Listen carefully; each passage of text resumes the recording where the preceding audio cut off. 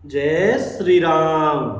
सभी प्यारे भक्तों को दिल की गहराइयों से जय जय श्री सीताराम। प्यारे भक्तों, श्री रामचरितमानस अयोध्या कांड चल रहा है और गुरु भरद्वाज जी की आज्ञा से रिद्धियां सिद्धियां सुख देने के लिए आ पहुंची हैं। श्री भरत जी आए हैं ना, साथ में सेना लेकर आए हैं। गुरु माता पिता संग हैं, गुरु और माताएं संग हैं। पिताजी का तो स्वर्गवासी हो गया। तो अब रिद्धि सिद्धियां क्या कह रही हैं? मुनि के चरणों की वंदना करके आज वही करना चाहिए जिससे सारा राज समाज सुखी हो। ऐसा कहकर उन्होंने बहुत से सुंदर घर बनाए, जिन्हें देखकर विमान भी बिलखते हैं, लजा जाते हैं। भोग विभूति भूरी भरी राखे, देखत जिन्हीं अमर अभिलाषे। जय सिया राम, जय जय सिया राम। उन घरों में बहुत से भोग, इंद्रियों के विषम और ऐश्वर्य ठाट बाट का सामान भरकर रख दिया, जिन्हें देखकर देवता भी ललचा गए। दासी दास सब प्रकार की सामग्री लिए हुए मन लगाकर उनके मनों को देखते रहते हैं, अर्थात उनके मन की रुचि के अनुसार करते रहते हैं। जो सुख के सामान स्वर्ग में भी स्वप्न में भी नहीं है, जो सुख के सामान स्वर्ग में भी स्वप्न में भी नहीं है, ऐसे सब सामान सिद्धियों ने पल भर में सज दिए। पहले तो उन्होंने सब किसी को जिसकी जैसी रुचि थी वैसे ही सुंदर सुखदायक निवास स्थान दिए, और फिर कुटुंब सहित भरत जी को दिए, क्योंकि ऋषि भरद्वाज जी ने ऐसी ही आज्ञा दे रखी थी। भरत जी चाहते थे उनके सब संगियों को आराम मिले, इसीलिए उनके मन की बात जानकर मुनि ने पहले उन लोगों को स्थान देकर पीछे से परिवार भरत जी को स्थान देने के लिए आज्ञा दी थी। मुनि श्रेष्ठ ने तपोबल से ब्रह्मा को भी चकित कर देने वाला वैभव रच दिया। मुनि प्रभाव जब भरत बिलोका, सब लघु लगे लोकपति लोका। जब भरत जी ने मुनि के प्रभाव को देखा तो उसके सामने उन्हें इंद्र वरुण यम कुबेर आदि सभी लोकपालों के लोक तुच्छ जान पड़े। सुख की सामग्री का वर्णन नहीं हो सकता, जिसे देखकर ज्ञानी लोग भी वैराग्य भूल जाते हैं। आसन शयन सुवसन बिताना, वन बाटिका बेहग मृग नाना। सुर विपुल फल अमीय समाना, विमल जलाशय विविध विधाना। जय सिया राम, जय जय सिया राम।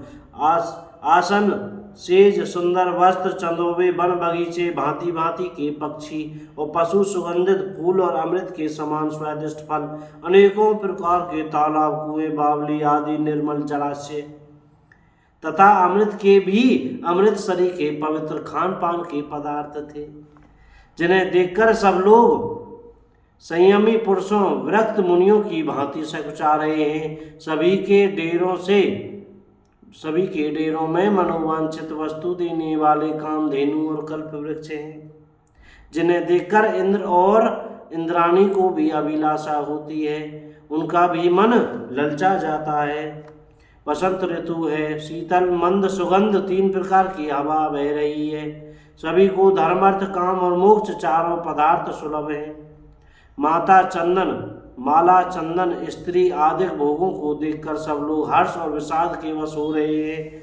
हर्ष तो भोग सामग्रियों को और मुनि के तप प्रभाव को देखकर होता है, और विषाद इस बात से होता है कि श्री राम के वियोग में नियम व्रत से रहने वाले हम लोग भोग विलास में क्यों आ फंसे।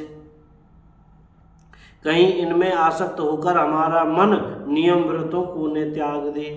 संपत्ति भोग विलास की सामग्री चकवी है और भरत जी चकवा है, और मुनि की आज्ञा खेल है, जिसने उस रात को आश्रम रूपी पिंजरे में दोनों को बंद कर रखा। और ऐसे ही सवेरा हो गया जैसे किसी बहेलिए के द्वारा एक पिंजरे में रखे जाने पर भी चकवे का रात का संयोग नहीं होता। वैसे ही भरद्वाज जी की आज्ञा से रात भर भोग सामग्रियों के साथ रहने पर भी भरत जी ने मन से भी उनका स्पर्श तक नहीं किया। बोलो जय सिया राम। कीन निमज्जनु तीरथ राजा, नाय मुनि सिधु सहित समाजा। ऋषि आयुषु अशीष सिर राखी, करी दंडवत विनय बहुभाषी।